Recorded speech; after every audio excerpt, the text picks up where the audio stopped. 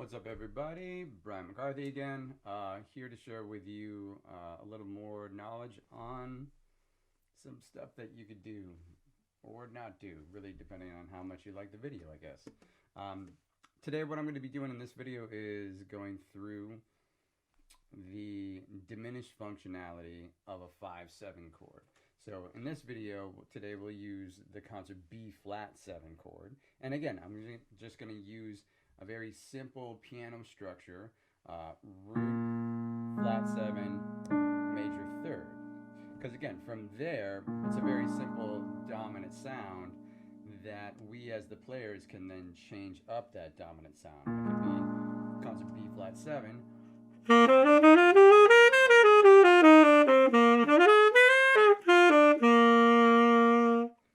Or I can change that to a Lydian dominant sound.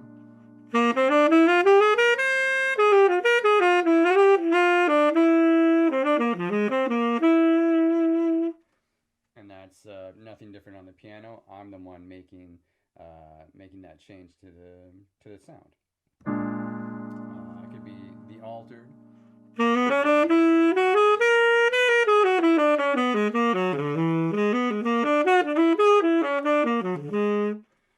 Or, like we're going to do today, we're going to get into the diminished functionality.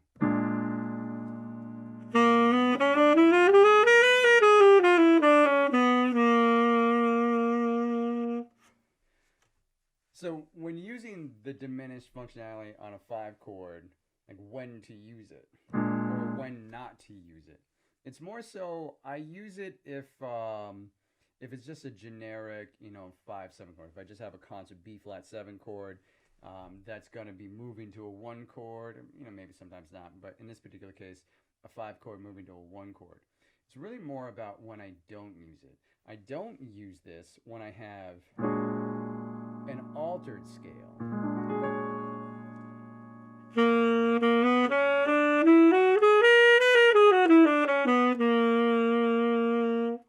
If it's an indication of something that has specifically a flat 13 in it, it's more about that. It's not if it's a sharp 9 or a flat 9, or even if it's Lydian dominant's kind of its own other thing too, so I kind of don't touch that, and I play Lydian dominant on that. If it's a sharp 9 chord, if it's a flat 9 chord, and these are dominant chords, but there's no information about the 13th, and let's say the piano player or guitar player or chordal instrument is not playing the 13th at all,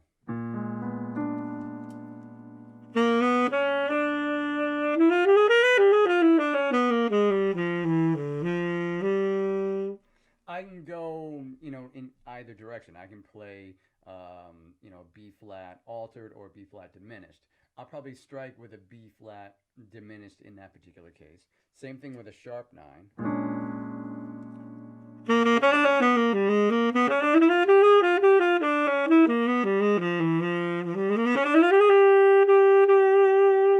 The important thing is in the dominant chord that's in question, the B flat 7 chord in this case, it has to not have a flat 13 to it, or it has to have a regular 13 to it. So within the altered scale, that's kind of the difference between diminished and altered. And the altered scale, I have an entirely different video to that one on YouTube. I'll link that below in the comments and or in the description.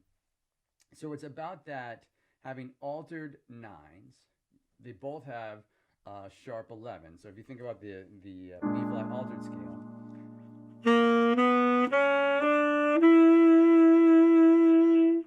the first 5 notes, root, flat 9, sharp 9, major third, sharp 11.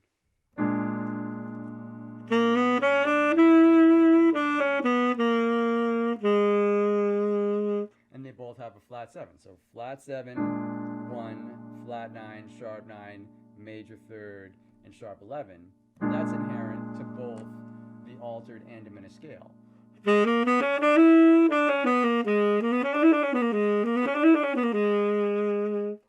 The difference comes in with the altered scale.